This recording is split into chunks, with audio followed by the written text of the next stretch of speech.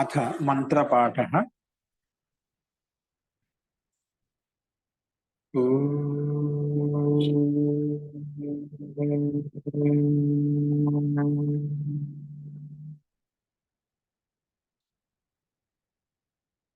सहना भवतु सहनौ भुनक्तु सह वीर्यं करवावहै तेजस्विनावधीतमस्तु मा विद्विषावहै।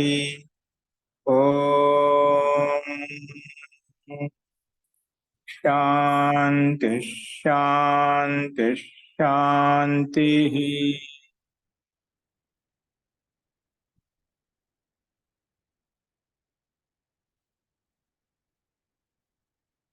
सर्वेभ्यो नमः।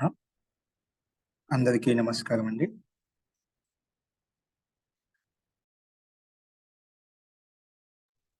మనము ఛాందోగ్యోపనిషత్తులో ప్రథమ ప్రపాఠకంలో 9వ ఖండం చెప్పుకున్నాము. అక్కడ ముగ్గురు ఋషుల యొక్క ఓంకార ఉపాసన విషయంలో చర్చించుకున్నారు. తర్వాత దశమ ఖండంలో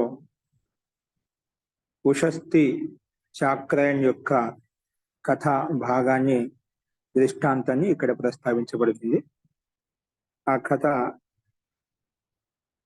అనేది ఇప్పుడు మీకు ప్రభాకర్ ముని గారు ప్రస్తావించినట్లుగా ఇక్కడ ఇలాగే చెప్పబడింది. అదేంటో చూద్దాము. అందులో దశమ ఖండంలో మొదటి మంత్రం వచ్చేసి మఠ చిహతేషు పురుషు ఆటిక్యా సహ జాయయోర్ ఉషస్థిర్ హా చాక్రాయణ ఇభ్యాగ్రామే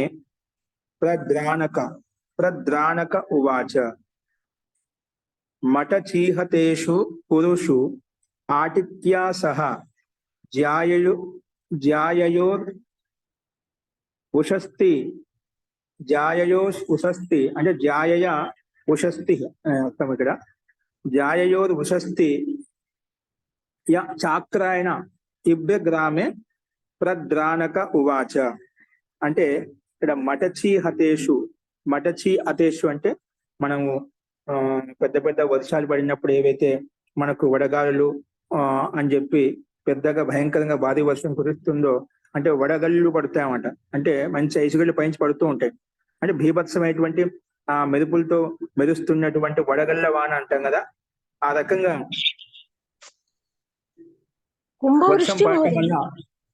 వర్షం పడటం వల్ల అక్కడ ఆ కురు ప్రదేశం అంతా కూడా నష్టభ్రష్టం అయిపోయింది అనమాట.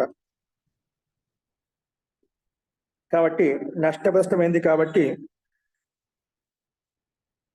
వాళ్ళు అక్కడ ఉండేటువంటి ప్రాంత వాసీలంతా కూడా ఇటు అటు వెళ్ళిపోయారు అనమాట. ఇటు అటు అస్తవ్యస్తం అయిపోయి ఇటు అటు చుట్టుపక్కల ఉండే గ్రామాలకు వెళ్ళిపోయారు అనమాట. ఇతను కూడా ఉషస్థి చాక్రాయన కూడా ఆటిక్యా సహా, ఇక్కడ ఆటికి అని ఒక పేరు అనమాట. ఆ చాక్రన్ యొక్క ఉషస్థి చాక్రన్ యొక్క ధర్మపత్ని ఆటికి అని పేరు అనమాట. దానికి షష్ఠీ భక్తి ఏకొచ్చిన ఆటిక్య అని రూపం వస్తుంది. కాబట్టి ఆటికి తోటి ఆటికి అని పేరు గల జాయ అంటే పత్ని తోటి ఉషస్థి అంటే ఉషస్థి చాక్రాయన ఏం చేశాడు, ఈయన కూడా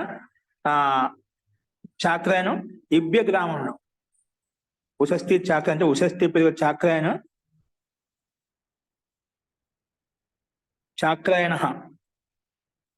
ఇభ్య గ్రామే అంటే ఇభ్య గ్రామం అంటే ఇక్కడ ఏనుగులు పెంచేటువంటి పాలించేటువంటి పోషించే గ్రామాన్ని ఇభ్య గ్రామం అంటామట. దాన్ని మహావతము చెప్పుకుంటామట. సో ఆ ఇభ్య గ్రామంలోకి వెళ్ళాడనమాట. ఇభ్య గ్రామంలోకి వెళ్ళాడు. ఇతను కూడా సపత్ని సహితంగా గ్రామంలోకి వెళ్ళాడు. అక్కడ వెళ్ళి ప్రద్రాణక అంటే వెళ్ళేదంటే ఇప్పుడు అత్యంత నిర్ధన స్థితిలో ఉన్న చాక్రాయన మహర్షి అతని అత్యంత నిర్ధన స్థితిలో ఉన్న దీనహీన స్థితిలో ఉన్నదన్నమాట. కాబట్టి ఏమి లేదు కాబట్టి పక్క గ్రామంలోకి వెళ్ళి ఇబ్బ గ్రామంలోకి వెళ్ళి అంటే ఏనుగులు ఉండేటువంటి గ్రామం ఏదైతే ఉందని ఆ పేరుతో ప్రసిద్ధం అయిపోయిందన్నమాట. ఆ ఇబ్ర గ్రామంలోకి వెళ్ళి నిర్ధనత్వంతో ఏమి లేనటువంటి దినహీన స్థితిలో అక్కడ వెళ్ళి నివసించాడు. ఉవాస అంటే లిట్ల కథం యొక్క ప్రయోగము. అక్కడ నివసించాడు. ఎవరు ఇక్కడ? చాక్రాయన్ మహర్షి అన్నమాట. అంటే ఆ రకం కథ చెప్పబడుతుంది. కురుదేశంలో పెద్ద పెద్ద వర్ష కారణం చేత అన్ని నష్టభ్రష్టం కావడం చేత ఏనుగులున్నటువంటి గ్రామాన్ని ఇబ్బె గ్రామం అంటాం. ఆ గ్రామంలో ఉషస్థి చాక్రాయను నిర్ధనుడైనటువంటి ఉషస్థి చాక్రాయను తన పత్ని అయినటువంటి ఆటకి తోటి వెళ్ళి అక్కడ నివసించడం మొదలుపెట్టాడు, అక్కడ ఉండడం మొదలుపెట్టాడు. ఇది మొదటి మంత్రం యొక్క అభిప్రాయం ఇక్కడ ఇవ్వబడింది. ఇది ఇక్కడ కూడా మనకు భాషను ఇచ్చారు. ओले और पत्थर पड़ने से कुरु देश की खेती चौपट हो जाने पर वहां इब्य ग्राम के भीतर आट की पत्नी के साथ चक्र का पुत्र उशस्ति दुर्गति की अवस्था में रहता था. ఇక్కడ అంటే భయంకర వర్ష వడగళ్ల వాన కారణంగా ఆ కురు దేశం అంతా కూడా పొలాలు పంట పొలాలు అంతా నష్టభ్రష్టం కావడం వలన అక్కడ ఇబ్బె గ్రామం కే భీతర్ అంటే ఇబ్బె గ్రామంలో అంతర్గత అక్కడ దగ్గరలో ఉంటుంది. ఇబ్బె గ్రామం ఏదైతే ఉందంటే ఏనుగు ఉండేటువంటి గ్రామ ప్రాంతాన్ని అక్కడ ఇబ్బె గ్రామం చెప్పుకున్నాం. ఇబ్బె గ్రామానికి అంతరంలో ఆ గ్రామంలో ఆటికి అనే పత్ని తోటి చక్రాయన ఉషస్థి చాక్రాయన పుత్రుడు చాక్రాయనిక పుత్రుడు ఉషస్థి అన్నమాట. దాన్ని ఆ రకం చెప్పుకోదు. ఉషస్థి చాక్రాయన ఆయన పేరుతో తండ్రి పేరుతో మనం ప్రస్తావించుకుంటాం స్థూలంగా. కానీ మామూలుగా అయితే చాక్రాయనిక పుత్రుడు ఉషస్థి అనమాట. అందుకే ఉషస్థి చాక్రాయని చెప్పామన్నమాట. సో చాక్రాయనిక పుత్రుడు ఉషస్థి దీనహీన స్థితిలో అక్కడ ఉండడం మొదలుపెట్టాడనమాట. ఇబ్బె గ్రామంలో ఉండడం మొదలుపెట్టాడు. ఇది మొదటి మంత్రం యొక్క అభిప్రాయం. ఇలా చెప్పిన తర్వాత రెండో మంత్రం ఏమంటా అంటే సహ ఏభ్యం కుల్మాషాన్ కాదంతం సహ మాషాన్ ఖాదంతం విభిక్షే తం ఉవాచ న ఇతో అన్యే విద్యంతే యచ్చ ఏ మా ఇమ ఉపనిహితాః ఇతి. అంటే ఇక్కడ ఏమంటున్నా అంటే మళ్ళీ ఇక్కడ అతను చాలా చాక్రాయనికి పుత్రుడు ఉషస్థి చాక్రాయం ఎవరైతే ఉన్నారో అక్కడ ఋషి అత్యంత ఆకలితో అలమటిస్తున్నామట, ఆకలితో యుక్తమై ఉన్నాయన్నమాట. కాబట్టి అక్కడ ఇబ్బె గ్రామం నివసిస్తున్నా అని చెప్పాం కదా. అక్కడికి వెళ్ళి అక్కడ ఆతి అంటే ఏనుగులను పోషించేటువంటి ఒక వ్యక్తి అక్కడ కూర్చోంటే అతని దగ్గరికి వెళ్ళి భిక్షను యాచిస్తాడనమాట.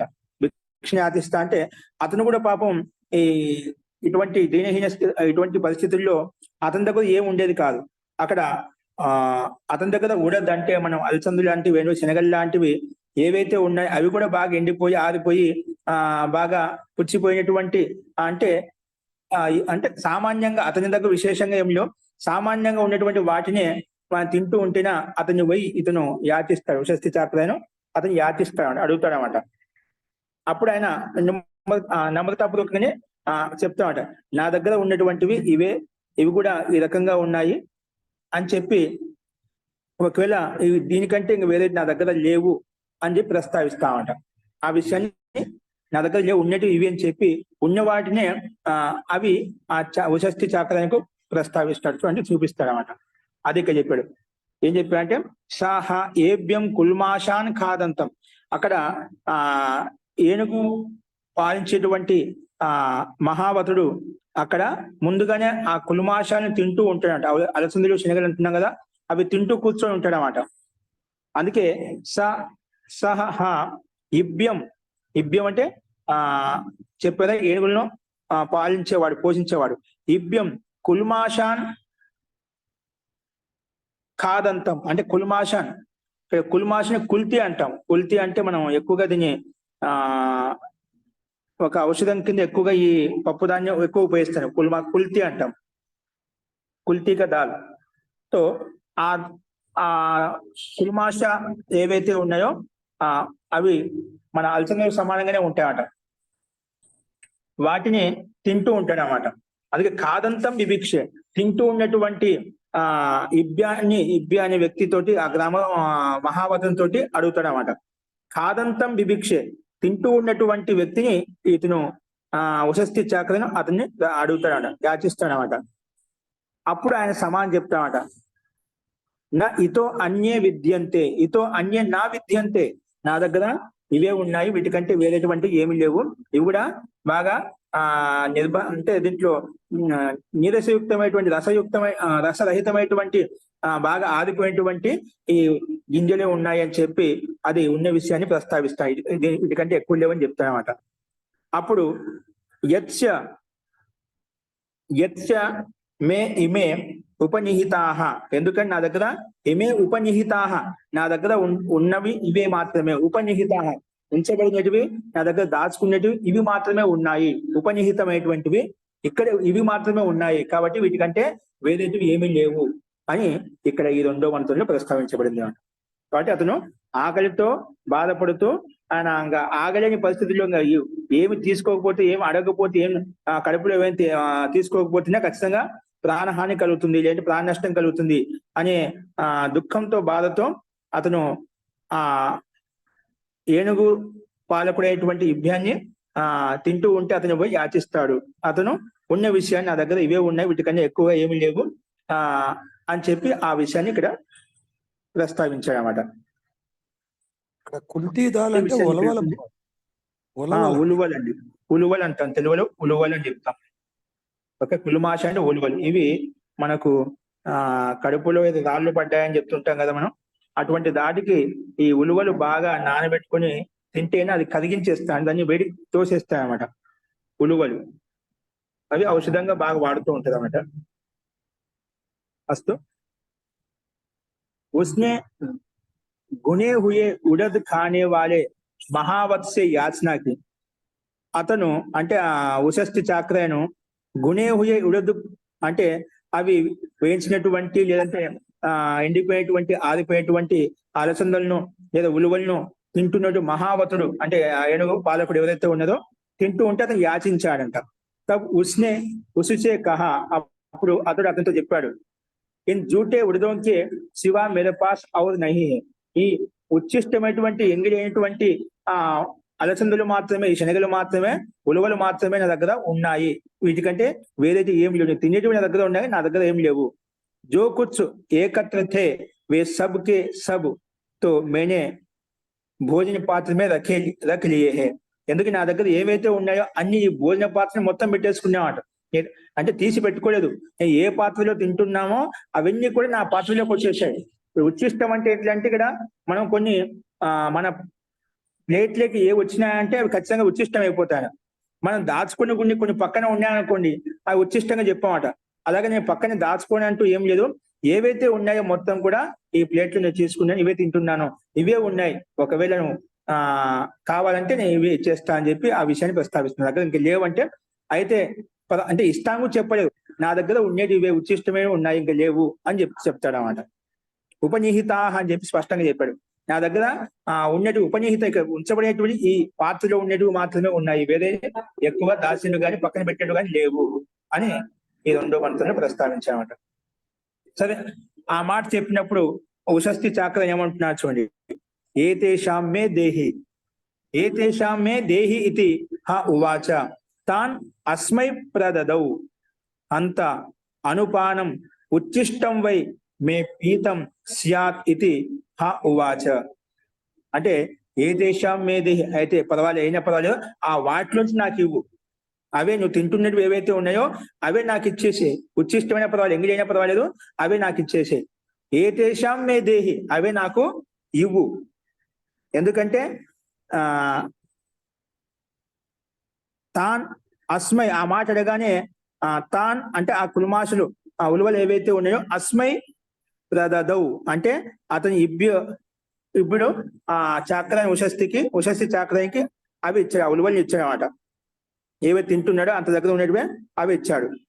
ఇచ్చిన తర్వాత హంత అనుపానం, అయితే అలాగే అయిపోయిన తర్వాత ఇవి వట్టివి కదా, గింజలు కదా, శుష్కంగా ఉన్నాయి, కాబట్టి ఈ నిలువు తీసుకో అని చెప్పి మళ్ళీ వెంటనే ఆయన ఇభ్య మహావతుడు ఏవైతే ఉన్నదో అతను మళ్ళీ నీళ్లు కూడా ఇవ్వబోయాడు అనమాట. నీళ్లు ఇస్తుంటే అది వద్దు, ఉచ్చిష్టమైంది అని చెప్పి, ఎందుకంటే నీళ్లు ఎక్కడ కావాలంటే అక్కడ దొరుకుతాయి మనకు, ఆ నీళ్లు నేను మళ్ళీ ఉచ్చిష్టం అది కాబట్టి నేను తీసుకోను, గ్రహించను, అవి ఎక్కడో ఉపలబ్ధం అవుతా తీసుకుంటాను అని ఆ మాట అంటాడు అనమాట.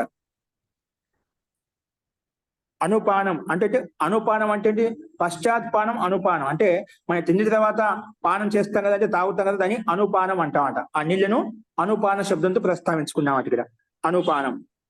సో అది ఇక్కడ చెప్పాడు. అడగగానే సరే వాటిలోంచి నాకు ఇవ్వండి అనగానే ఉషస్తి వెంటనే ఆ కుల్మాషను అస్మై ప్రదదవు తిరిగి అతనికి ఇచ్చాడనమాట. ఇచ్చిన తర్వాత వెంటనే అంత నిశ్చయంగా అనుపానం మన తర్వాత తాగడానికి నీళ్ళు తీసుకొని అడిగినప్పుడు ఇబ్బిని ఏమన్నా ఆ మాట చెప్పినప్పుడు ఉచ్చిష్టం వై మే పీతం, అది ఉచ్చిష్ట భోజనం తిన్నట్టు అవుతుంది అని చెప్పి ఇది హా ఉవాచ ఉషస్తి, ఉషస్తిన ఉచ్చిష్ట భోజనం తిన్నట్టు అవుతుంది అందుకే నేను తీసుకోను అని ఆ మాట ప్రస్తావిస్తాడు. దీంట్లో అంత అనుపానం ఉచ్చిష్టం వై మే పీతం సియాత్, ఆ ఉచ్చిష్ట భోజనం ఉచ్చిష్ట పానం చేసినట్టు ఉంటుంది, అందుకే ఉషస్తి ఈ రకంగా ప్రస్తావించామట.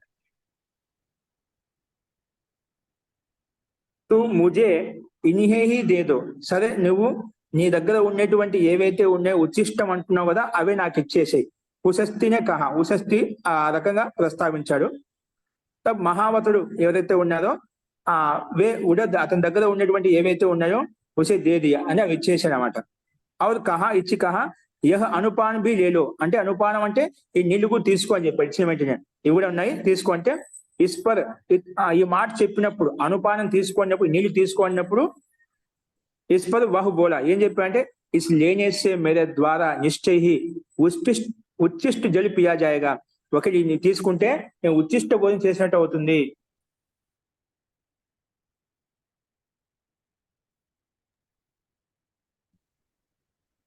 ఏం చెప్పాడంటే ఇవి తీసుకుంటేనా నా ద్వారా నిశ్చయంగా ఉచ్చిష్ట జలం తీసుకున్నట్టు అవుతుంది, అందుకే నేను తీసుకోను అని చెప్పి ప్రస్తావిస్తాడు. ఈ 3వ మంత్రంలో ఉచ్చిష్ట జలం ప్రస్తావిస్తాడు. ఆ మాట అనగానే మనసులో మనకు కలుగుతూ ఉంటుంది. ఉచ్చిష్ట భోజనం అంటే ఆ శనగలు కూడా అవే కదా, ఉలవలు కూడా అవే కదా, ఉచ్చిష్ట భోజనం కదా, మన నీళ్ళు వచ్చేది ఉచ్చిష్ట భోజనం ఏంటి అని చెప్పొచ్చు అన్నమాట. దానికి సమాధానం ఏం చెప్పుకుంటున్నా చూడండి ఇక్కడ ఉషస్తి చాక్రాన్ 4వ మంత్రంలో. నస్విత్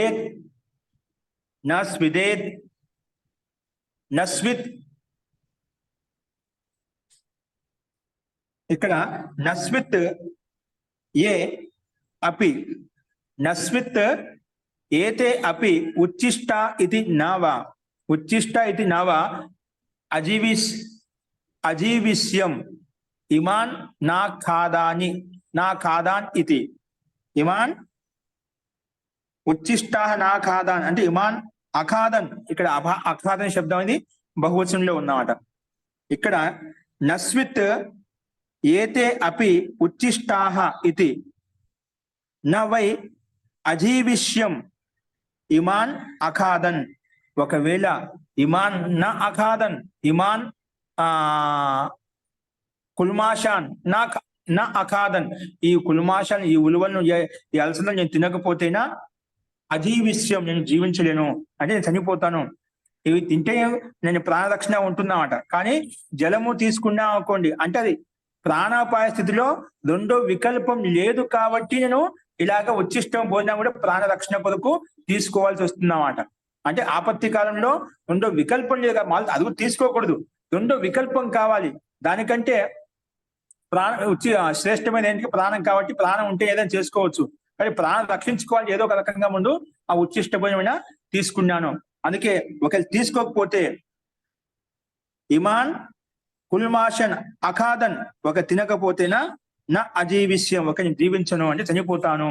అందుకే ఇక్కడ ఈ కుల్మాషన్ తీసుకోవాల్సి వచ్చింది. కానీ జలం అయితే మనకి ఎక్కడైనా దొరుకుతాయి, కానీ దానికి వికల్పం ఉంది అని చెప్పి దానికి ప్రస్తావించాడు. కామహ మే ఉదపానం ఇది, అంటే ఇవి కామహ అంటే ఎక్కడ కావాలంటే అక్కడ నాకు ఉపలబ్ధం అవుతాయి, కాబట్టి ఒక నీళ్లు కొంచెం ఇదైనా కూడా నేను జీవించగలుగుతాను. కానీ ఇప్పుడు ఆహారం లేవు జీవించలేను కాబట్టి ఇది తీసుకోగలిగాను, దానికి వికల్పం ఉంది కాబట్టి అది తీసుకుంటే నేను నిజంగా ఉచ్చిష్టం తిన్నవాడిని అవుతాను, అందుకే అది తీసుకొని దానికి అరక సమాధానం చెప్తాను. రెండో వికల్పం లేదు కాదు, వికల్పం ఉంది కాబట్టి దానికోసం ఇంకా ప్రయత్నం చేస్తున్నామట.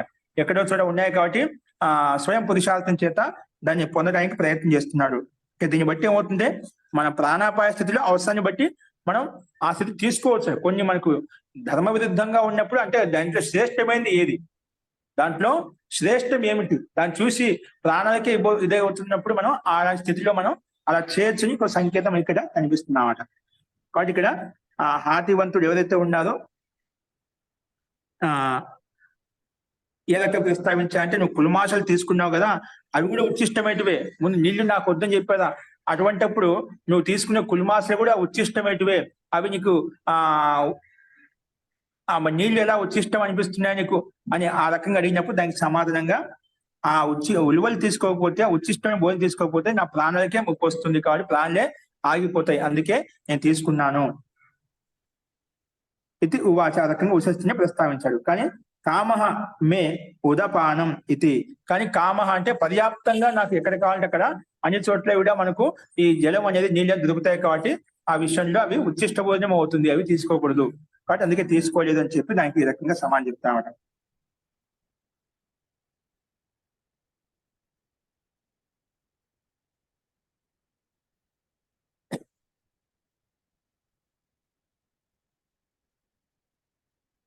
ఇమాన్ అఖాదం ఇది హ ఉవాచ. ఓకే, కామహ మే ఉదపానమితి అని చెప్పి ఈ రకంగా ప్రస్తావించాడు. అదే విషయాన్ని ఇక్కడ చూడండి, మళ్ళీ ఇక్కడ భాషలు ఏమిచ్చారంటే మనకు उसने प्रातः काल उन्हें काकर वह बचे हुए उड़द को పైన ఏమిచ్చారే, క్యా ఏ ఉడద్ బి ఉచ్చిష్ట నహీ హే, అంటే నువ్వు తీసుకున్న ఆ ఉలవలు ఏవైతే ఉన్నాయో, ఉడద్ ఏవైతే ఉన్నాయో ఉచ్చిష్టం కాదా అని ఆ మాట ప్రశ్నించినప్పుడు ఎవరు హాతివన్ అంటే ప్రస్తావించినప్పుడు దానికి సమాధానంగా ఇన్హి ఖాయే బినా తో మే జీవిత్ నహీ రహ సక్తా థా, ఒకరి ఉచ్చిష్ట భోజనం తీసుకోకపోతే నేను ఖచ్చితంగా జీవించి ఉండను, అందుకే తీసుకోవాల్సి వచ్చింది. జలపాన్తో ముజే యథేచ్ఛ మాత్రమే మిల్తా హై, జలపానం అంటే నీళ్ళు అనేవి ఎక్కడైనా యథేచ్ఛపూర్వకంగా యథాకామం మనకు, అందుకే ఇక్కడ యథాకామ శబ్దం వచ్చిందన్నమాట. కామోమే ఉదపానమితి, కామనాపూర్వకంగా ఎక్కడ కావాలంటే ఏ రకంగా కావాలంటే అక్కడ మనకు ఉపలబ్ధం అవుతాయి, అందుకే అది ఉచ్చిష్టం అవుతుంది. కాబట్టి ఇది ప్రాణాపాయ స్థితి తీసుకున్నామంటే అది ఆత్మరక్షణ కొరకు, కాబట్టి అది ఆ రకంగా స్థితి తీసుకోబడ్డది, కాబట్టి అందుకే ఉచ్చిష్టం అని చెప్పాయని చెప్పి దీనికి సమాధానం ఈ రకంగా ప్రస్తావించుకుంటాడు. ఇలా చెప్పిన తర్వాత మళ్ళీ ఏమంటున్నా అంటే, తర్వాత ఆ తీసుకునే ప్రాణాలను రక్షించుకోవడం కొరకు వాటిని ఏదో తిన్న తర్వాత మిగిలిన వాటిని తన భార్య కొరకు తీసుకెళ్తామట. మిగిలినవి ఏవైతే ఉన్నాయో ఆ మిగిలిన వాటిని భిక్ష రూపాయలు తీసుకుని మిగిలిన ఏవైతే ఉన్నాయో ఉలువలు, అవి అలసందలు, అవి మిగిలినవి తిన్న తర్వాత అవన్నీ తన భార్య అయినటువంటి ఆమెకు తీసుకెళ్తామట. కానీ ఆమె ముందే భిక్ష చేసి ఉంటుందన్నమాట, భిక్ష తీసుకొని ఉంటుందన్నమాట. అందుకే ఆమె తినకుండా ఏం చేసిందంటే వాటిని అలాగే మళ్ళా ఉపయోగపడతాయని పక్క దాచిపెడుతుందన్నమాట. నేను తీసుకున్నాను, భిక్ష తీసుకొని వచ్చాను, కాబట్టి నాకు అవసరం లేదు అనగానే ఆ మిగిలినటువంటి ఉలువలు ఏవైతే ఉన్నాయో, కుల్మాషాలు ఏవైతే ఉన్నాయో అవి అలాగే దాచేస్తున్నమాట. ఆ విషయాన్ని ఇక్కడ 5వ మంత్రం చెప్పారు చూడండి. ఖాదిత్వ అవశేషాన్ జాయాయాః ఆజహార సాగ్ర ఏవ సుభిక్షా బభూవ తాన్ ప్రతిగృహ్య నిదధౌ. ఇక్కడ అతను ఆ కుల్మాషని తిని సహ ఖాదిత్వ తిని అతిశేషాన్ అంటే మిగిలిన వాటిని, అవశేషాన్ అని ఇక్కడ అతిశేషాన్ని శబ్దం ఇచ్చారు. అవశేషాన్ని అవశిష్టమైనటువంటి, అతిశేషాన్ అంటే మిగిలినటువంటి ఏవైతే ఉన్నాయో, జాయాయై ఇక్కడ సంధి లోపించిందన్నమాట. జాయాయై ఆజహార, జాయాయి అంటే పత్ని కోసము అవి తీసుకొచ్చాడు అక్కడి నుంచి.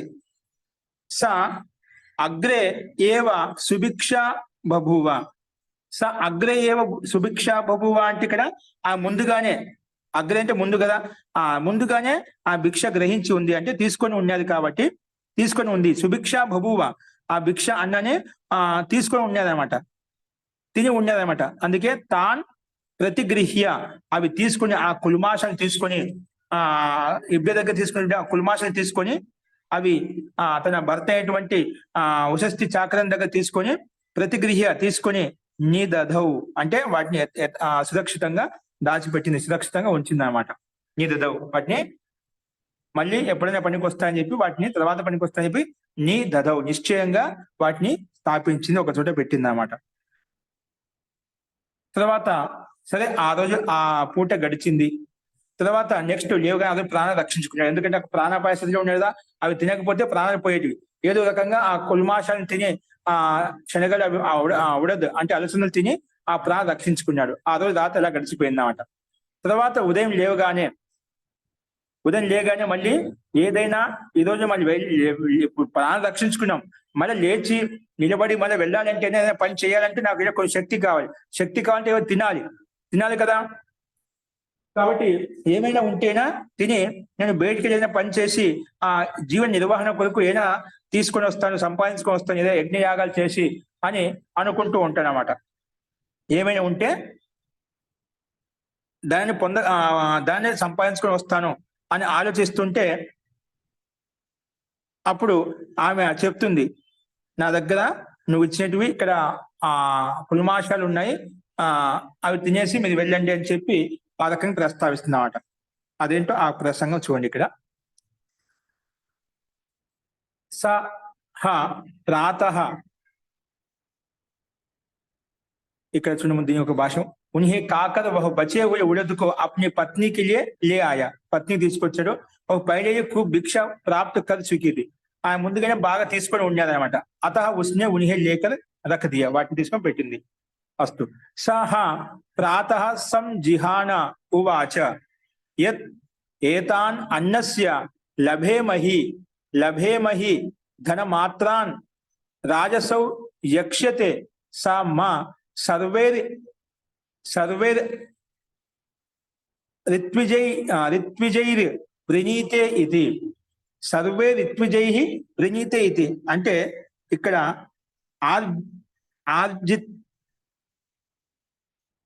ఆర్త్విజ్యై అంటే ఋత్విజ అన్నమాట. ఋత్విజస్య భావ ఆర్త్విజ్వ వస్తుందన్నమాట. ఋత్విజ్యస్య భావ ఆర్త్విజ్వ గుణం చేసుకుంటేనా ఇక్కడ ఆ ఋత్విక్ కర్మలను చేయటానికి అక్కడ పిలిచిన వాటిలో అందరూ కూడా నాకే విశేషంగా తెలుసు కాబట్టి ఆ రాజా ఒక యజ్ఞ యాగం చేస్తున్నాడు. ఆ యాగం నన్నే వధించకుండానే ఎన్నుకుంటాడు. ఒకవేళ నాకు ఏదైనా తినటానికి ఉంటే బాగుంటుంది అని చెప్పి ఆ మాటను ప్రస్తావిస్తామంట. అది ఇక్కడ ప్రస్తావించబడింది. చూడండి, సాహా ఉషస్థి ప్రాతకాల సంజిహాన అంటే లేవగానే వెంటనే బయటకు వచ్చేసి ఉవాచ చెప్పాను, తన భార్యతో అన్నాడు. సాహా ప్రాతః సంజిహాన ఉవాచ, లేవగానే సంజిహాన్ అంటే లేచి బయటకు వచ్చి చెప్తున్నామట. యద్ బత అన్నస్య, ఇక్కడ బత అంటే ఇక్కడ అవ్యయపదం ఇక్కడ ఇవ్వబడింది. యద్ బత అన్నస్య లభేమహి, ఒకవేళ అన్నం దొరుకుతేగిన, అన్నస్య లభేమహి అన్నం ప్రాప్తమైతేగిన, ఏం తినటానికి దొరుకుతేగిన, లభేమహి అలా ప్రాప్తిస్తగిన, ధనమాత్రం రాజా అసౌ యక్షతే, ధనమాత్రం అంటే ధనాన్ని నేను సంపాదించుకొస్తాను. ఎందుకంటే రాజా అసౌ యక్షతే, రాజా యజ్ఞం చేస్తున్నాడు కాబట్టి ధనాంశాన్ని నేను సంపాదించుకోగలుగుతాను, ఆజీవన నిర్వహణం చేసుకోగలుగుతాను అని చెప్పి ఆ భార్యతో ఈ విషయాన్ని ప్రస్తావిస్తాడు. రాజా యజ్ఞం చేస్తున్నా కాబట్టి నాకు తినటానికైనా ఉంటేనే తిని లభిస్తేనా ప్రాప్తమైతేనా ఆ ధనాన్ని సంపాదించుకొస్తాను అని ఆ భార్యతో ఈ రకంగా అంటాడు ఉషస్థి చాక్ర అనమాట. అప్పుడు సహా మాం సర్వై ఆర్త్విజ్యై, ముందుగా అంతకంటే ఏం చెప్తున్నా అంటే అలాగే సహా అంటే ఆ రాజా మాం నన్ను సర్వై ఆర్త్విజ్యై అంటే ఋత్వికుల కంటే కూడా నన్నే వృజిత ఎన్నుకోగలుగుతాడు, నన్నే గుర్తిస్తాడు, నన్నే ఈ యజ్ఞ కర్మ చేయమని చెప్పి చెప్తాడు. ఎందుకంటే ఆ యజ్ఞ కర్మ తెలిసింది ఒకటి నేను ఒక్కడినే కాబట్టి అక్కడ ఎవరు లేదు అని చెప్పి ఈ విషయాన్ని ప్రస్తావిస్తాను అనమాట. అందుకే ధనమాత్రం నేను సంపాదిస్తాను, ధనమాత్రం లభ్యమే, ధనమాత్రం పొందగలుగుతాను, సంపాదిస్తాను. ఎందుకంటే రాజా అసౌ యక్షతే, అసౌ రాజా యక్షతే యజ్ఞం చేస్తున్నాడు కాబట్టి సా మాం సర్వైర్ ఆర్త్విజ్యైర్ వృణీతే, కాబట్టి నన్ను ఎన్నుకుంటాయని చెప్పి ఈ రకంగా ఆ విషయాన్ని తన భార్యతో అన్నాడనమాట. అప్పుడు ఆమె అంటుందన్నమాట, ఉస్నే ప్రాతకాలం శయ్యా త్యాగ్ కర్నేకే అనంతరం, ఆయన నిద్ర నుంచి లేచిన తర్వాత వెంటనే పత్నితో ఈ రకంగా చెప్పాడు, ఏది హమే కుచ్ అన్నం మిల్ జాతాతో, నాకు కొంచెం అన్నం లభిస్తే గిన ప్రాప్తమైతే గిన హమ్ కుచ్ ధన్ ప్రాప్తి కదలేతే, కొంచెం ధనం సంపాదించుకొచ్చేవాడిని. ఎందుకంటే క్యోంకి వహ రాజా యజ్ఞ కర్నే వాలా హై, ఎందుకంటే ఆ రాజా యజ్ఞం చేస్తున్నాడు. వహ సమస్త రిత్విక్ కర్మం కే లియే మేరా వరం కదలేగా, ఎందుకంటే అక్కడ రిత్విక్ కర్మలు అంటే యజ్ఞ కర్మలు చేయడానికే, అక్కడ ఉన్నటువంటి సమస్త యజ్ఞ కర్మలు చేయడానికి నన్నే ఎన్నుకోగలుగుతాడు, నన్నే ఎన్నుకుంటాడు అని ఆ విషయాన్ని కేవలం ప్రస్తావిస్తున్నారు ఆ మంత్రంలో. ఇప్పుడు 7వ మంత్రంలో ఏమంటున్నాడు చూడండి, తం జాయా ఉవాచ, అప్పుడు ఆమె పత్ని ఆయన చెప్పినాడు, తం జాయా ఉవాచ, దాన్ని సంధి చేస్తే జాయో వాచ హంత పత ఇమ ఏవ కుల్మాషాః ఇతి తాన్ ఖాదిత్వా అముం యజ్ఞం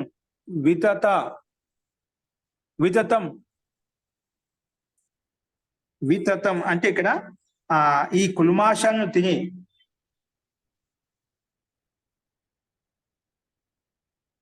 కుల్మాషాన్ని తిని ఏ యాయ, ఇక్కడ ఇనిగతవ ధాతు చతుర్థి విభక్తి ఏకవచనంలో ఇలా వచ్చింది. తో యజ్ఞం వితతం ఏ యాయ, వితతం ఏ యాయ, తం జాయ ఉవాచ హంత పత ఇమ ఏవ కుల్మాషాః ఇతి తాన్ ఖాదిత్వ, వాటిని తిని అముం యజ్ఞం, ఏ యజ్ఞం అయితే ఉన్నట్టున్నావో వితతం ఏ యాయ, వితతం ఏ యాయ, తినే ఆ యజ్ఞ కర్మను చేయడానికి వెళ్ళు అని చెప్పి ప్రస్తావిస్తున్నాడు.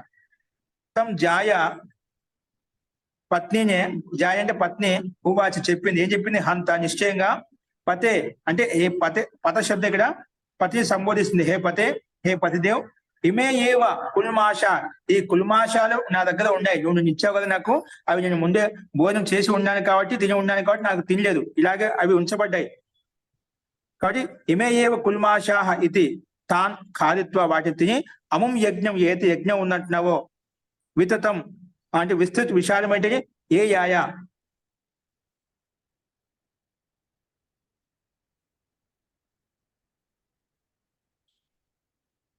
అంటే ఆ యజ్ఞం చేసి వచ్చేయి అని చెప్పి ఇక్కడ ఈ రకంగా ఈ భార్య ఆయన పతి దేవుడితో తన భర్తతో ఇలా అంటున్నమాట. చూడండి, అదే విషయాన్ని ఇక్కడ కింద కూడా ప్రస్తావించబడింది. उससे उसकी पत्नी ने कहा, हे स्वामी वे उड़द ही ये मौजूद है, అవి ఇవి మాత్రం నా దగ్గర ఉన్నాయి. ఉషస్తి ఉనిహే కాకర్, ఉషస్తి మహర్షి వాటిని తిని ऋत्विजों द्वारा विस्तार पूर्वक किए जाने वाले उस यज्ञ में गया, అంటే ఇక్కడ ఆ గయా అంటే తాత్పర్యము ఏ యాయ అంటే అక్కడికి వచ్చాడు అన్నమాట. తిని అక్కడికి వచ్చాడంటే యజ్ఞంలో భాగం తీసుకున్నాడు. ఏ యాయ అంటే అక్కడ యజ్ఞంలో భాగం తీసుకున్నామట. విస్తారపూర్వకంగా చెప్పినటువంటి యజ్ఞయాగ అనుష్ఠాన కర్మ విధి ఏదైతే ఉందో ఆ కర్మని చేయడం కొరికి అక్కడికి ప్రాప్తమయ్యాడు, అక్కడ యజ్ఞంలో భాగం తీసుకున్నాడు. విదితం ఏ యాయ, అక్కడికి వచ్చేశాడు. విస్తృతమైనటువంటి యాగాన్ని చేయడానికి అతను అక్కడికి చేరుకున్నాడనే భావన ఇక్కడ 7వ మంత్రంలో ప్రస్తావించబడింది. ఇలా చెప్పిన తర్వాత మళ్ళీ ఇప్పుడు అదే విషయాన్ని ఇక్కడ మళ్ళీ 8వ మంత్రంలో తత్ర ఉద్గాత్రీన్ ఆస్తవే స్తోష్యమానాన్, తత్ర ఉద్గాత్రీన్ ఆస్తవే స్తోష్యమానాన్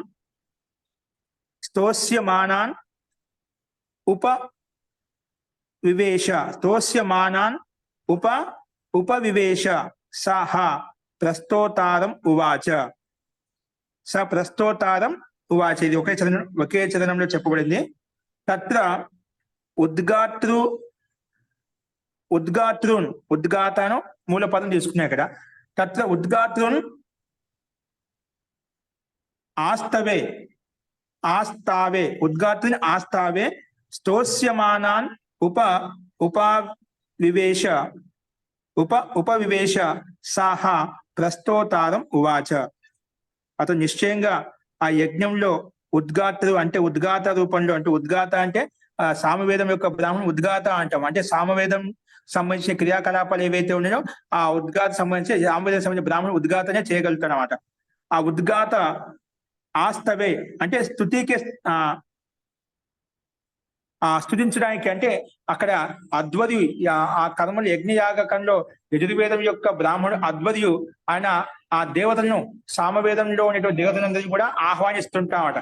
ఆహ్వానించినప్పుడు ఈ ఉద్గాత వాటిని అదే విధంగా ప్రార్థిస్తుంటామట. వచ్చిన దేవతలను కూడా ప్రార్థనాపూర్వకంగా ఏ రకమైన కర్మలు చేయాలో ఆ రకమైన కర్మలను అద్వది ప్రస్తావిస్తుంటాడు. ఆ అద్వది చెప్పిన విధంగా ఉద్గాత కూడా వాటిని చేస్తూ ఉంటాడు అనమాట. అందుకే స్తుతి ప్రార్థన ఏవైతే ఉన్నాయో అక్కడ స్తోస్యమానాన్ అంటే స్తుతిస్తూ అక్కడ లీనమవుతామట. ఎవరు ఆ ఉద్గాత ఎవరైతే ఉన్నారో. అలాంటి కర్మలో ఉపవివేశ అటువంటి కర్మలో ఆ కర్మ చేయడానికి ఉషస్థి చాక్రని అక్కడ ఉపస్థితుడయ్యామట. వివేశ ఇక్కడ లీట్ల కర్మ యొక్క ప్రయోగం అక్కడ కూర్చున్నామట. ఆహా ప్రస్తోతారం ఉవాచ అలా చెప్పిన తర్వాత అక్కడ ప్రస్తోత ఏదైతే ఉన్నదో అతనికి చెప్పాడు ముందు. ఎవరు ఈ ఉషస్థి చాక్రని మరి అతనికి చెప్పాడమాట. అలా ఉపవివేశ కూర్చున్న తర్వాత సహ నిశ్చయపూర్వకంగా ప్రస్తోతారం ఉవాచ మళ్ళీ అతనికి ప్రస్తావించాడు. ఏం ప్రస్తావించాడు చూడండి. వహ जाकर स्तुति के स्थान में स्तुति करते हुए उद्गाता के समीप बैठ गया.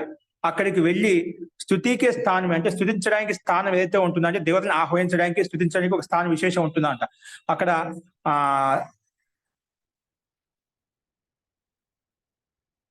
హోత అద్వదియు ఉద్గాత బ్రహ్మ వీరికి 4 స్థానాలు ఏవైతే ఉన్నాయో అక్కడ యజ్ఞయాగాలు బృహద్ యాగాలలో వారు నిశ్చిత స్థానంలో కూర్చో ఉంటారు అన్నమాట. ఎక్కడ పడితే అక్కడ కూర్చోడానికి లేదన్నమాట. వారికి స్థాన నిర్ధారణ ఉంటుందన్నమాట. కాబట్టి అక్కడ స్తుతి స్థానం ఒక స్థాన విశేషం ఉంటుంది. ఆ స్థాన విశేషానికి వెళ్ళి స్తుతించాలి దేవతలు అన్నమాట, ప్రార్థించాలన్నమాట.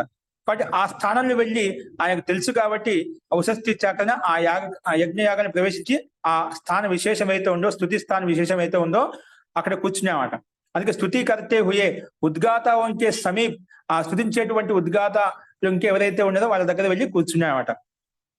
కూర్చుని ఆవులు ఉసిన ప్రస్తోతాసే కహ తర్వాత ఈ ఉషస్థి చాకని ప్రస్తోతతో అనే బ్రాహ్మణుడు ఎవరైతే ఉన్నదో అతను చెప్పడం మొదలుపెట్టాడు. ఒక విషయాన్ని ప్రస్తావించాడు.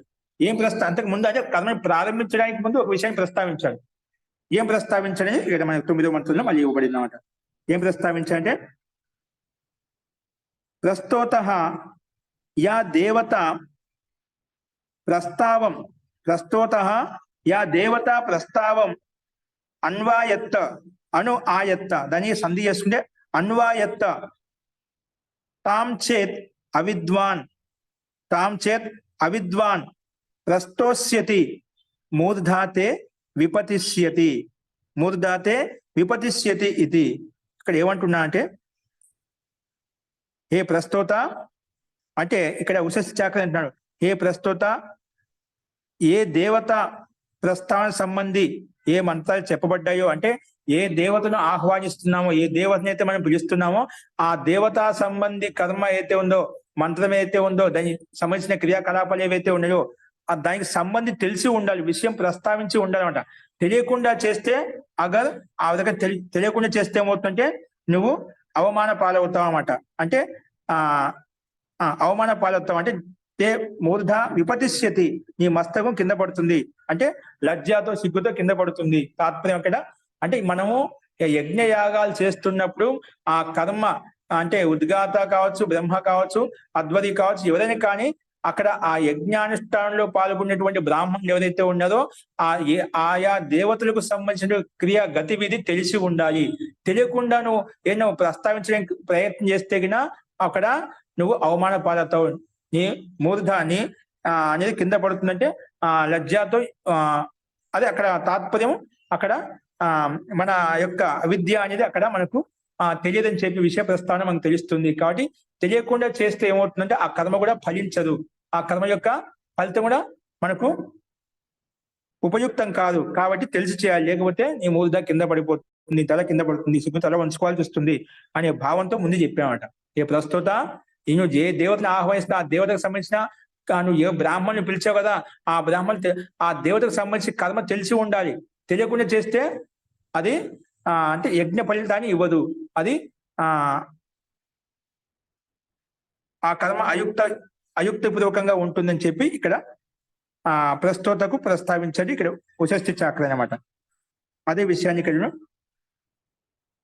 యా దేవత ప్రస్తావం, ఏ దేవత యొక్క ప్రస్తావన, ప్రస్తోత హే ప్రస్తోత, యా దేవతా ప్రస్తావన మనం ప్రారంభిస్తాము ఆరంభంలో ఆయత్త అంటే అనుగతమై ఉండాలి, సంబద్ధమై ఉండాలి, అంటే వాటితో ఓతప్రోతమై ఉండాలి, ఆ దేవతతో సంబంధించి ఉండాలి. ఆ దేవత సంబంధం లేకుండా ఇటు అటు ఉంటేగినా అది యుక్తి సంగతం కాదు, అది విరుద్ధం అవుతుంది, కర్మ విరుద్ధం అవుతుంది. అందుకే తాం చేత్, ఒకవేళ ఆ దేవతకు సంబంధించి అవిద్వాన్ అంటే దాంట్లో విద్వత్త లేదనుకోండి, దాంట్లో ఆ విషయ జ్ఞానం లేదనుకోండి, ప్రస్తోస్యసి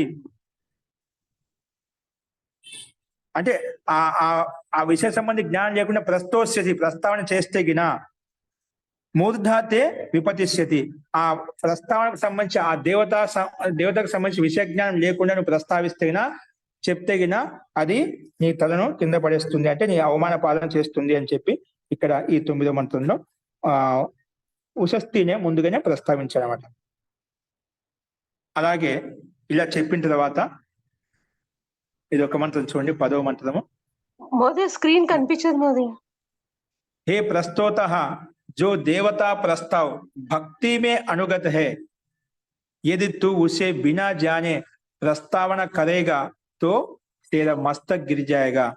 అందుకే హే ప్రస్తోత, నువ్వు దేవతా సంబంధి ప్రస్తావన చేస్తున్నావు, భక్తితో అనుగతమై చేస్తేనే అది నీకు ఫలితాన్ని ఇస్తుంది. ఆ భక్తి దానికి సంబంధించి విషయ జ్ఞానం లేకపోతేనా, అది లేకుండా నువ్వు ప్రస్తావన చేస్తే గినా అది నీ మస్తకం కింద పడేస్తుంది, అంటే నీ అవమాన పాలు చేస్తుంది అని చెప్పి ఇక్కడ ఈ విషయాన్ని మనకు ప్రస్తావిస్తున్నామట. కాబట్టి మనకు ఇక్కడ స్పష్ట నిర్ధారణ, మనకు ఏదైనా కానీ దానికి సంబంధించిన జ్ఞానం పరిజ్ఞానం మనం చాలా మంది అలా ఒకసారి ప్రయత్నాలు చేస్తూ ఉంటాం, తెలియకపోయినా తెలిసినట్టుగా యాక్టింగ్ చేస్తుంటాం, నటన చేస్తుంటాము. అలాగే విషయ పరిజ్ఞానం లేకపోయినా ప్రస్తావిస్తుంటాం. అక్కడ మనం ఒప్పుకోవడానికి ప్రయత్నించాలి, లేక దానికోసం ప్రయత్నం చేసి మనం తెలుసుకోవడానికి ప్రయత్నించాలన్నమాట. అది తెలుసుకోకుండా ప్రయత్నం చేస్తే అది దోషయుక్తం అవుతుంది. ఇప్పుడు తాత్కాలికంగా మనం ముందుకు వెళ్ళిపోతాం, కానీ ఆ తెలుసుకోవాలనే భావన జిజ్ఞాస మనలో ఉత్పన్న ఉండాలి అనమాట. లేకపోతే మనం ఆ విషయం తెలుస్తుంది, దానివల్ల విషయ జ్ఞానం లేదు, పరిజ్ఞానం లేదని మనకు ఆ విషయం అలా అర్థమవుతుంది. కానీ అక్కడ లేనిది లేటుగా ఒప్పుకొని అంగీకరిస్తే తర్వాత తెలుసుకోవడం కోసం ప్రయత్నం చేస్తాం, కానీ తెలియకపోయినా తెలిసినట్టు యాక్టింగ్ చేసి అభిమానంతో యుక్తమే ఉండకూడదు. అది భవిష్యత్తులో నీకు హాని కలిగేస్తుంది, నష్టం కలిగేస్తుంది. కానీ దాన్ని తెలుసుకోవడం కోసం ప్రయత్నం చేయాలి. ఆ భావన ఉంటే తప్పు లేదు, కానీ మనం తెలియని తెలిసినట్టుగా నాటకం చేసావంటే అది నీకు ఒక చోట కాకుండా ఒక చోట నీకు నష్టాన్ని కలిగిస్తుంది, హాని కలిగిస్తుంది, నీలో అవిద్యను తీసుకొస్తున్నామట. ఫస్ట్ అదే విషయాన్ని ఇక్కడ మనకు స్పష్టంగా ప్రస్తావించబడింది. నెక్స్ట్ ఈ 10వ మంత్రం విషయం అలాగే చెప్పబడిందన్నమాట. అందుకే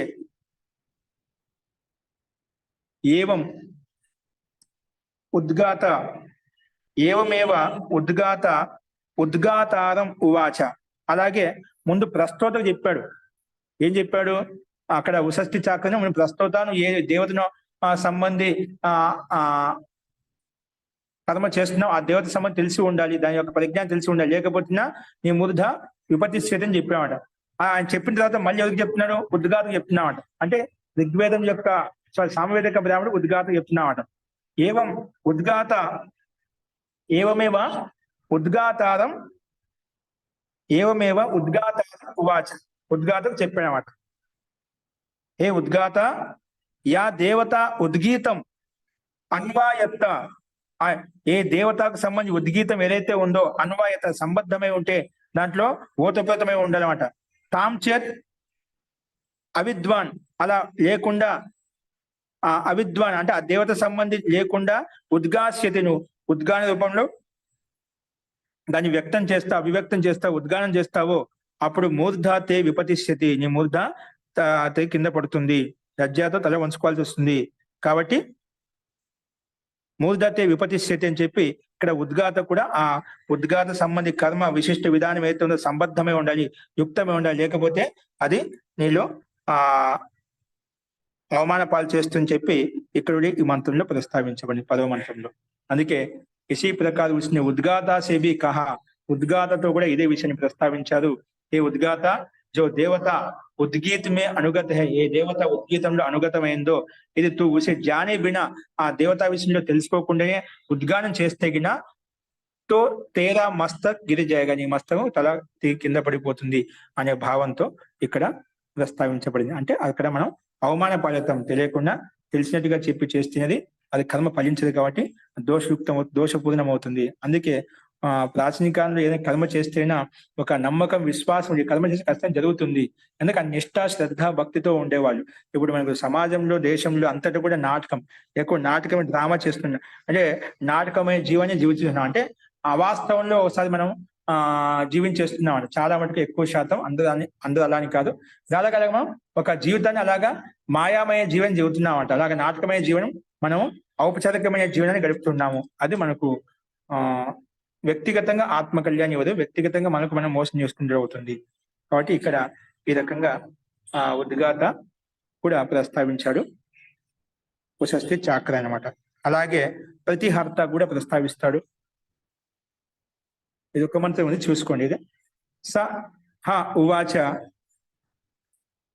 చూడండి ఇక్కడ ఏవమేవ ప్రతిహర్తారం ఉవాచ, ప్రతిహర్త యా దేవత ప్రతిహారం అన్వాయత్త తాం చేత్ అవిద్వాన్ ప్రతిహరిష్యసి మూర్ధాతే విపతిష్యతి ఇతి తే హ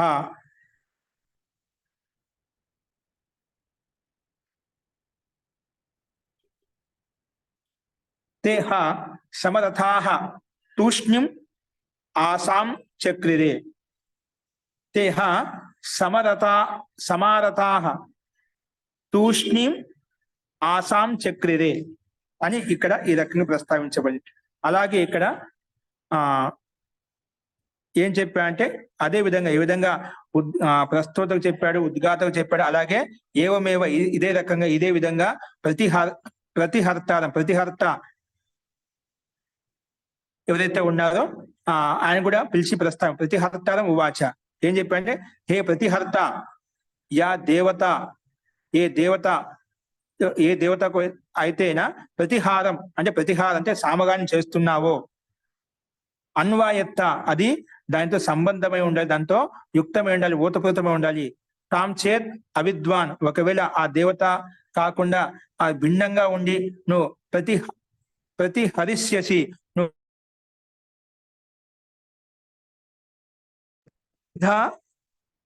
విపత్తి, అది ఈ మస్తకాన్ని కింద పడేస్తుంది. ఎందుకంటే తే హ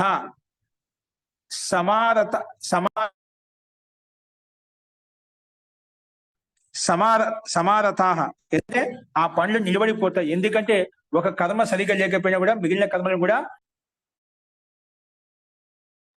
చేయాలి అని చెప్పి ఇక్కడ. ఎందుకంటే సమారథ అంటే అక్కడ ఉండే రిత్విజులు ఏదైతే ఉండేదో పక్కన వాళ్ళు, ఇంకా తెలిసిన వాళ్ళు చాలా మంది ఉంటారు, మనమే కాదు. కానీ ఆ కర్మ మనం చేసేటువంటి కర్మలో ఏదో దోషం ఉంటేనా ఆ మిగిలిన కర్మలు కూడా ఆగిపోతాయి. కాబట్టి ఆ కర్మను తెలుసుకొని చేయాలి. ఆ దేవతకు సంబంధించిన విషయం ఎంతో యుక్తమై ఉండాలి. ఎందుకంటే అక్కడ నిశ్చయంగా అందరు రిత్వికులు ఎవరైతే ఉన్నారో, పండితులు ఎవరైతే ఉన్నారో, సమారథాః అంటే ఆ కార్యంతో తెలిసి ఉంటది కాబట్టి అవన్నీ కార్యాలు సమారథ అంటే నిలబడిపోతాయి, ఆగిపోతాయి. కానీ తూష్ణిం ఆసాం చక్రే, అప్పుడు అక్కడ ఉండేటువంటి వాళ్ళు ఎవరైతే ముందుగానే అక్కడ వచ్చి ఉన్నారో, యాగంలో ప్రవేశించి ఉన్నారో వాళ్ళంతా అక్కడికక్కడే ఆగిపోతారు అన్నమాట. అంటే అక్కడ ముందుగా ఉషస్థి చాక్ర అక్కడ ఆహ్వానించేదా తెలుసుకుని వచ్చాడు అన్నమాట. అందుకే ఆయన నమ్మకం అక్కడ ఉండే వాళ్ళు ఎవరైతే ఉన్నారో ఇక్కడ ఈ ప్రాంతంలో ఎవరు కూడా లేదు, నేను తప్పితే, కాబట్టి ఆ నన్ను ఎన్నుకుంటానని చెప్పి ముందు మంత్రులు ప్రస్తావించామాట. ఎందుకంటే ఆ నమ్మకం ఉన్నది కాబట్టి. అందుకే రాగానే ఈ విషయాన్ని ప్రస్తావించారు. ప్రస్తుత రూపంలో ఎవరైతే తీసుకున్నావో, ఉద్గాత రూపంలో ఎవరైతే అక్కడ ఎన్నుకోబడ్డారో, అలాగే ప్రతిహర్త రూపంలో అయితే యాగంలో ఎన్నుకోబడ్డారో వాళ్ళు ఏ దేవతకు సంబంధించి వాళ్ళు ఆహ్వానం చేస్తున్నారో, స్తుతిస్తున్నారో, ప్రార్థిస్తున్నారో ఆ దేవతకు సంబంధించి పరిజ్ఞానం తెలిసి ఉండాలి. అలా తెలియక చేస్తేగినా అది ఫలితాన్ని ఇవ్వదు, అంటే అది దోషయుక్తం అవుతుంది. అలా చేస్తేనే అది వాస్తవంగా నిన్ను కింద పడేస్తే అవమాన పాలు చేస్తుంది. అంటే అది రాజా కూడా హాని కలగజేస్తుంది, అలాగే అక్కడ రిత్విక్ కూడా హాని అండి. ఋత్వికులు కూడా హాని అనమాట. అంటే ఇక్కడ ఏం చేస్తారంటే ఒక పెద్ద యాగాలు నడుస్తున్నప్పుడు ఖచ్చితంగా ఒక నియమం ఉంటుందన్నమాట. నేను ఇంతకుముందుకు ఎప్పుడో ప్రస్తావించాను. బెంగళూరు కాదు, కేరళలో మేము సామవేదం కాదు ఇది మీమాంస చదివేటప్పుడు అక్కడ కర్మకాండ గురించి ఎక్కువగా ప్రస్తావించబడుతుంది కాబట్టి ఒక యాగాన్ని తీసుకెళ్ళారంట అక్కడ ఆచార్యవారు. అక్కడ 10 రోజులు యాగం అన్నమాట. అంటే ఆ యాగము సమాప్తి అయిన వెంటనే అక్కడ అవభృత స్నానం చేస్తున్న సమయంలో ఖచ్చితంగా వర్షం రావాలి. అది నియమం, సిద్ధం ఖచ్చితంగా వస్తుంది. ఎందుకంటే నిష్ఠ నియమబద్ధలు చేసినప్పుడు ఖచ్చితంగా దాంట్లో వికల్పం ఖచ్చితంగా వస్తున్నాడు. అంటే యజమాని అంత నిష్ఠగా ఉంటాడో అక్కడ చేసే పండితులు కూడా ప్రత్యేక కర్మ తెలిసి ఉంటదన్నమాట. ఖచ్చితంగా రావాలన్నమాట. రాకపోతే అది దోషం ఎక్కడ ఉంది, ఆ పండితులతో ఉందా లేదంటే యజమానితో ఉందా, ఎక్కడ దోషం జరిగిందన్నమాట అనే ఒక నిందాకి పాత్రలు అవుతామన్నమాట ఆ కర్మ జరగకపోతున్నా. ఆ సమయంలో దాదాపు మేము ఎక్కడ పోయినా కూడా 2-3 సార్లు వెళ్ళాము. అలాగే ఇక్కడ మొత్తం కర్మ అయిపోయింది, యజ్ఞానుష్ఠాన కర్మ అయిపోయింది. అవభృత స్నానం అంటే అక్కడ ఉండేటువంటి వస్తువులు పదార్థాలు ఏవైతే ఉన్నాయో అవన్నీ ఆ నదిలో దగ్గర ఉన్నటువంటి నదిలో వేసి వస్తారన్నమాట. వేసి స్నానం చేసి ఇక్కడికి వస్తారన్నమాట ఆ యజమానులు. ఖచ్చితంగా వర్షం పడాలి. అక్కడ కేరళకి వెళ్ళినప్పుడు చాలా 10 రోజులు యజ్ఞకం నిష్ఠ శ్రద్ధ చేస్తున్నారు. కానీ ఆ వాతావరణం అంతా నల్లగా ఆ టయానికి మబ్బులు వచ్చాయి, నల్లబడింది. కానీ మొత్తం వాతావరణం అంతా బాగా అంటే ఎండా కాలంలో అన్నమాట. అంటే ఒక రకమైనటువంటి మనకు వర్షాకాలం అంటే కొంచెం ముందు సమయంలో అంటే ఆ సమయంలో మనకు వర్షాలు ఉండేవాట. ఆ సమయంలో ఆ స్థితి వాతావరణం మారిపోయింది కానీ ఒక చుక్క నీళ్ళు అంటే వర్షం పడలేదు అన్నమాట. అప్పుడు యజమానులు వచ్చేసి బయటకు వచ్చేసి ఆకాశం వైపు తిరిగి అక్కడ ఆ దేవుణ్ణి వరుణ్ దేవుని ఏ రకంగా ప్రార్థిస్తున్నా అంటే ఏడుస్తూ ప్రార్థిస్తున్నాడు. ఏం దోషం జరిగి మాత్రం ఏ తప్పు జరిగింది, అది పండితులు జరిగిందా మా నుంచి జరిగిందా అని చెప్పి అక్కడ పండితుల్ని అన్నికి లేదు, అది దోషం అంతా యజమానులు కాబట్టి అది వాళ్ళ అవమాన పాలవుతుంది కాబట్టి ఎంతో వాళ్ళు విలవిలాడే ఇద్దరు భార్యాభర్తలు ఇద్దరు కూడా. అంటే ఖచ్చితంగా జరగాలి, ఇంతవరకు ఎప్పుడు జరగలేదు అన్నమాట. అక్కడ దోషం ఎక్కడ జరిగిందని చెప్పి అంటే ఖచ్చితంగా అది నియమం అన్నమాట. అంటే అంత నమ్మకంగా చేసేవాళ్ళు. ఒకవేళ మనం చేసే కర్మలో తెలియకుండా చేస్తే గినా అది దోషయుక్తం అవుతుంది. అది అందరికీ, అది పండితునికి కావచ్చు, యజమానికి కావచ్చు, అక్కడ చేసే కర్మ చేసే ప్రతి ఒక్కరికి అది దోషయుక్తమైనటువంటి కర్మలో ఎక్కడో ఆ పాపానికి భాగస్వాములు ఉంటుంది అన్నమాట. అంటే పాపం అని చెప్పలేం కానీ ఆ కర్మ యొక్క ఫలితం ఇంత ఖర్చు పెట్టి చేసిన తర్వాత ఆ ఫలం సిద్ధించదు అన్నమాట. కర్మ ఉత్తమంగా చేస్తున్నారు, ఏ రకమైన ఉద్దేశంతో ఫలంతో చేస్తున్నారు అది మనకు తదనుకూలమైనటువంటి సత్ఫలితాన్ని ఇవ్వాలి. అది లేకపోతున్నా మనసులో అసంతోషం ఉంటుందన్నమాట. కాబట్టి ఆ దంపతులు చూసి విలిపిస్తుంటే నాకు ఆశ్చర్యం అనిపించింది అన్నమాట. అలాగా మనం చేసే కర్మ నిష్ఠాపూర్వకంగా శ్రద్ధాపూర్వకంగా ఉంటేనా అది మనకు సత్ఫలితాన్ని ఇస్తాయి. అందుకే ఇక్కడ ఉషస్థి చాక ముందుగా అక్కడ ఉండే ఋత్వికులు ఏదైతే ఉన్నదో ఇలా తెలిసి ఉండాలి. లేకపోతే మూర్ధాతే విపతిష్యత అని చెప్పి స్పష్టంగా ఇక్కడ ప్రస్తావించారన్నమాట. చూడండి, అందుకే ఇसी प्रकार प्रतिहर्ता से भी कहा, हे प्रतिहर्ता जो देवता प्रतिहार में అనుగత హే, అంటే ఆ ప్రతిహారం చేయడంలో అనుగతే అంటే అది యుక్తమై ఉన్నాడో, సంబద్ధమై ఉన్నాడో, అంటే ఓతప్రోతమై ఉన్నాడో, బాగా తెలిసి ఉన్నాడో, ఆ క్రియలో కుశలుడే ఉన్నాడో అంటే పర్వాలేదు. లేదంటే ఎదిత్తు ఉసే జానిబిన అలా కాకుండా తెలుసుకోకుండా ప్రతిహరణ కరేగా నువ్వు ఆ కర్మ చేస్తే గినా తెలియకుండా ఆ కర్మ చేస్తే తో తేరా మస్తక్ గిరి జాయగా, నీ మస్తకం కింద పడిపోతుంది. తబ్ వే ప్రస్తోత ఆది, అక్కడ ఉండేటువంటి ప్రస్తోత ఉద్గాత ప్రతిహర్త వాళ్ళు ఏదైతే ఉన్నదో అప్పుడే కర్మం సే ఉపరత్ మౌన్ హోకర్ బయటికి అక్కడి నుంచి ఆగిపోయి సమరత అంటే అక్కడికక్కడే ఆగిపోయి వాళ్ళు ఏం చేశారు, మౌనంగా కూర్చున్నారు. అంటే ఆ కర్మ చేయడానికి ముందుకు రాలే అన్నమాట. ఎందుకంటే వాళ్ళకి తెలుసా నేను చేయలేమని చెప్పి కూడా మా దోషం ఉందని చెప్పి మెల్లగా పోయి వాళ్ళ వెనక ఎన్నికి పోయి కూర్చున్నారు అన్నమాట. ఓకేనా? ఈ రకంగా ఇది దశమఖండం ఇక్కడ మనకు పరిసంపన్నం అవుతుంది అన్నమాట. కాబట్టి ముందు వచ్చినటువంటి ఋత్వికులు ఏదైతే ఉన్నారో ఆ యజ్ఞానుష్ఠాన కర్మ చేయడానికి వాళ్ళంతా పండితులు అక్కడికక్కడ ఆగిపోయి ఎన్నికపోయి కూర్చున్నారు అన్నమాట. అప్పుడు తర్వాత అయితే మళ్ళీ ఆ రాజా ఇతన్నే ఉషస్థి చాకరాన్నే నువ్వే ఈ యజ్ఞానుష్ఠ కర్మలు ఏవైతే ఉన్నాయి ఇవి మొత్తం కర్మలు నీ ఆధ్వర్యం చేయించండి అని చెప్పి మళ్ళీ ప్రార్థించినప్పుడు ఆయన దగ్గర ఉండి ఆయన ఒక ఆధ్వర్యంలో ఇవన్నీ మొదల కర్మలు చేయిస్తాడు. అది ఏంటో మనం రేపు చూద్దామండి. ఫస్ట్ ఈ రకంగా విషయ ప్రస్తావన ప్రస్తావించాను. దీన్ని బట్టి ఒక సంకేతం మనకు కర్మలు మనకి ఏం తెలిసినా ఆ కర్మల పట్ల నిష్ఠా శ్రద్ధ ఉండి తెలిసి చేయాలి.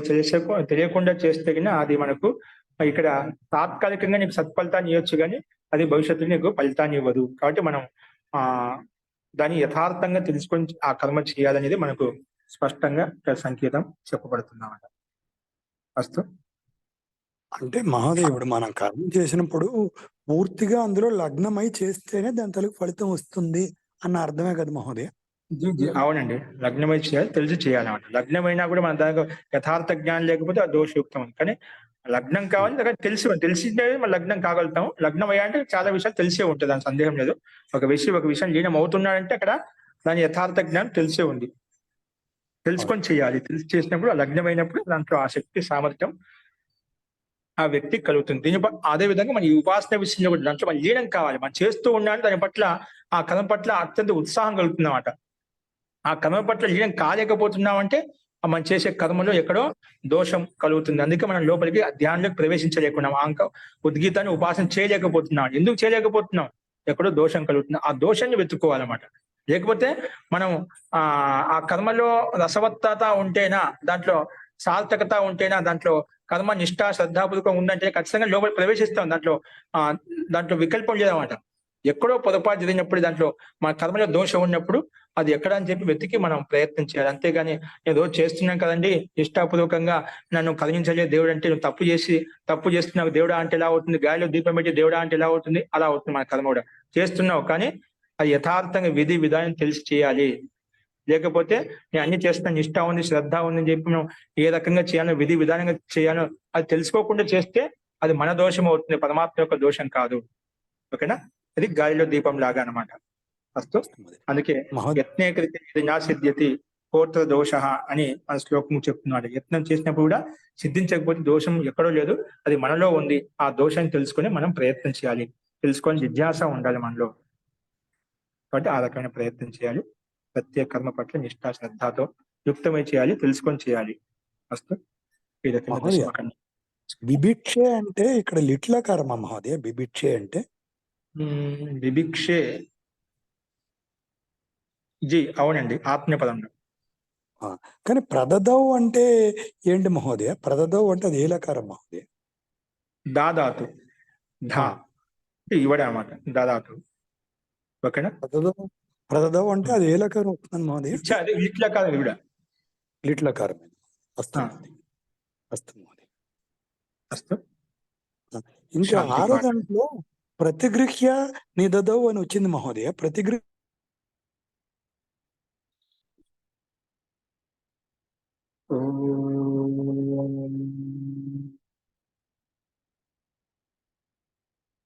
సర్వే భవంతు సుఖినః, సర్వే సంతు నిరామయాః, సర్వే భద్రాణి పశ్యంతు, మా కశ్చిత్ దుఃఖభాగ్ భవేత్. ఓం శాంతి శాంతి శాంతి. నమస్తే మహోదయ. నమః. నమస్తే మహోదయ. నమస్తే మహోదయ. నమస్తే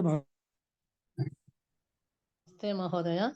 ఓం నమస్తే.